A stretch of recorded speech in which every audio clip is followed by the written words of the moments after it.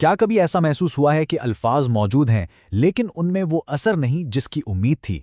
आज हम इसी राज को समझने की कोशिश करेंगे कि किस तरह खुद पर महारत हासिल करना ही अपने पैगाम पर उबूर हासिल करने का पहला कदम है। और ये सब कुछ फिलॉसफी जिम रोहन के एक बहुत ही ताकतवर ख्याल के गिर्द घूमता है। हम सब एक बामानी जिंदगी की तलाश में हैं, लेकिन सवाल यह है कि इसका असल मतलब क्या है। फलसफी जिम रोहन का मानना था कि इसका जवाब बड़ी बड़ी कामयाबियों में नहीं बल्कि हमारे जीने के अंदाज में छुपा है। तो रोहन ने एक बहुत ही सादा लेकिन गहरा फ्रेमवर्क दिया जिसे वो 4 अगर कहते थे। ये एक बामानी जिंदगी गुजारने के 4 बुनियादी असूल हैं, और यही असूल ना सिर्फ हमारे किरदार की तामीर करते हैं बल्कि यही एक मौसर अबलाग की बुनियाद भी बनते हैं। तो चलें देखते हैं कि ये 4 अगर हैं क्या जो हर चीज की बुनियाद है। आइए उन्हें एक एक करके समझते हैं। सबसे पहला अगर है जिंदगी भर सीखते रहना। इल्म की एक ऐसी प्यास जो कभी ना बुझे, चाहे वो किताबों से मिले, जिंदगी के तजुर्बे से या फिर अपनी ही गलतियों से। दूसरा अगर यह है कि सिर्फ सीखना काफी नहीं, कोशिश भी करनी होगी। इल्म को अमल में लाना, अपनी सलाहियतों को आजमाना और ये देखना कि हम क्या कुछ करने के काबिल हैं। और तीसरा अगर ये है साबित कदमी, यानी डटे रहना। ये वो नज़्म-ओ-ज़ब्त है जो हमें काम को अधूरा छोड़ने के बजाय उसे मुकम्मल करने पर मजबूर करता है, खास तौर पर तब जब हालात मुश्किल हों। और आखिर में चौथा अगर शायद सबसे अहम है, और वो है परवाह करना। जब हम वाकई किसी चीज़ की परवाह करते हैं, अपने काम की, लोगों की, तो आम से नताइज भी गैर मामूली बन जाते हैं।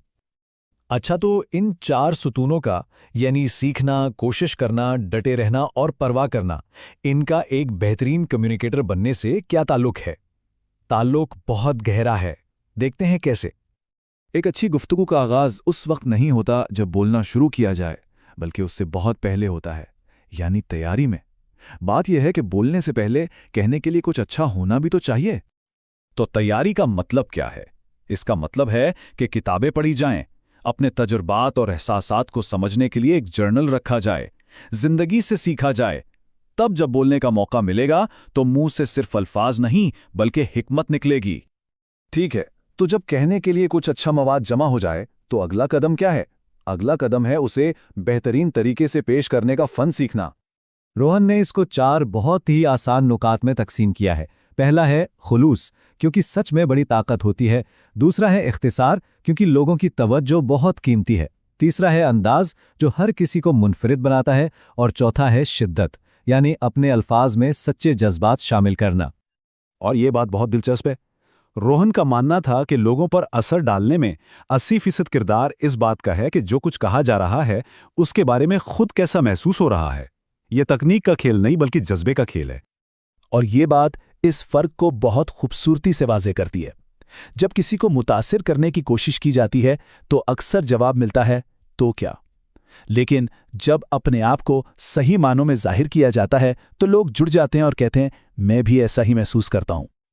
लेकिन याद रखें, एक बेहतरीन गुफ्तगू यकतरफा नहीं होती। ये सुनने के बारे में भी है, यहां तक कि जब सिर्फ एक शख्स बोल रहा हो। इसे कहते हैं अपने सामीन को पढ़ना। इसके लिए एक अच्छा मुशाहिदा करने वाला बनना पड़ता है। लोगों की आंखों में देखना, उनकी बॉडी लैंग्वेज को समझना, क्या वो दिलचस्पी से सुन रहे हैं या उनकी तवज्जो कहीं और है। ये छोटे छोटे इशारे बहुत कुछ बता देते हैं। तो ये सवाल खुद से हमेशा पूछना चाहिए, क्या सामने वाला वाकई सुन रहा है या वो सिर्फ मुहज़्ज़ब होने की कोशिश कर रहा है? क्योंकि शाइस्तगी को दिलचस्पी समझ लेना वो गलती है जहां अक्सर बातचीत नाकाम हो जाती है। जैसा कि जिम रोवन ने बहुत खूबसूरती से कहा, जो जाहिर है इसे अपना बेहतरीन उस्ताद बनने दें। अगर कोई दरवाजे की तरफ देख रहा है तो ये एक वाज़े इशारा है। इन इशारों को कभी नज़रअंदाज ना करें। तो अब इन तमाम बातों को जोड़ते हैं, तैयारी, पेशकश का अंदाज और लोगों को समझना। ये सब मिलकर हकीकी महारत की तरफ कैसे ले जाते हैं? बात यह है कि कोई सिर्फ तकनीक सीखकर एक बेहतरीन कम्युनिकेटर नहीं बन सकता। एक ऐसा शख्स बनना पड़ता है जिसकी बात में वजन हो, जिसको सुनना बामानी लगे। और ये सब उन्हीं 4 अगर पर मबनी एक अच्छी जिंदगी गुजारने का ही नाम है। क्योंकि जब कोई अपनी ज़ात को बेहतर बनाता है तो जो कुछ इसके पास कहने को है वो खुद ब खुद बेहतर हो जाता है और उसका दुनिया से जुड़ने का अंदाज भी ज़्यादा ताकतवर हो जाता है।